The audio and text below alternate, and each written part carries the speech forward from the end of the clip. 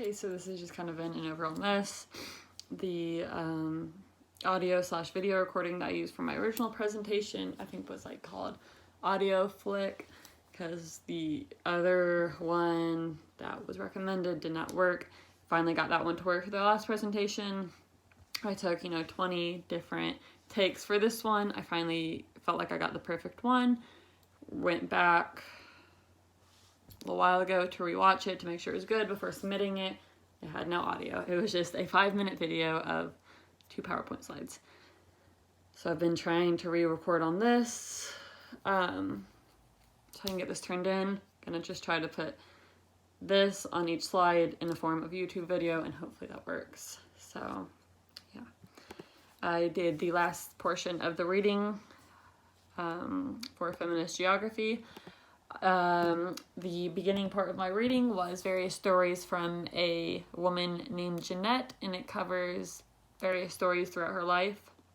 And the stories were just little paragraphs that covered how a certain identity that she held was transformed into something different, or was transformed into a different way of her viewing it based on places and spaces she's been in and the people she's interacted with.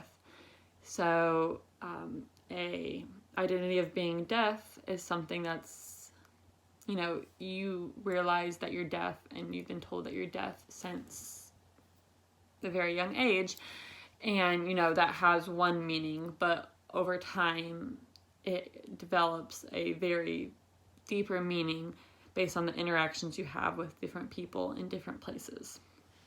Some of the identities that she holds that were transformed over time were being deaf, being a mother, being a woman, being a victim, and being a lesbian.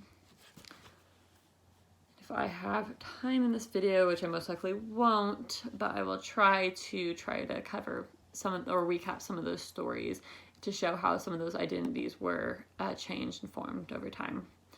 So spaces and identities, these are very intertwined.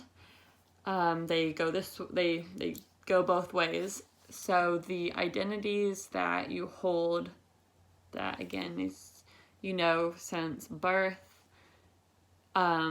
change over time because of the spaces and places that you go in. So for example, being a woman or being a girl is pretty meaningless when you're little, but it might not be at the same time. It means one thing, but then, it has a little more meaning when you start seeing the toys you play with versus toys a boy plays with. And it still might not have the most meaning until, let's say, you're 15, which is when you get your first job.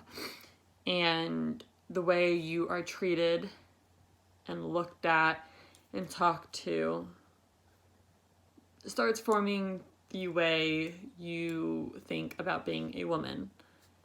And let's say your second, that job was at McDonald's, and then your next job is at Sephora, which is a more female-dominated job, which is Sephora is a makeup store, which I guess you probably know that, but anyways.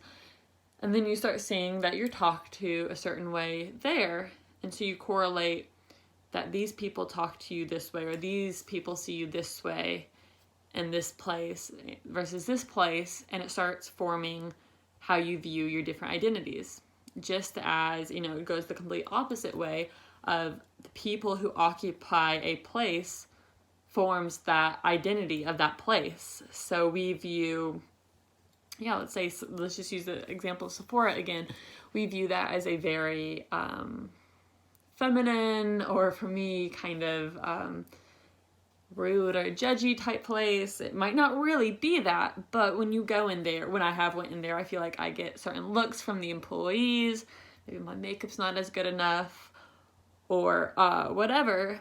And so that place now has that identity of, for me at least personally, of feminine, maybe rude, judgy, and that is based on the people that occupy that space and place. And running out of time. So the quote that I pulled from, I think it was the summary part of the reading, that basically explained this part of the reading was space and identities are co-implicated, which is basically what I was just saying, is that they are very intertwined and go both ways. So hopefully this works out. Bye.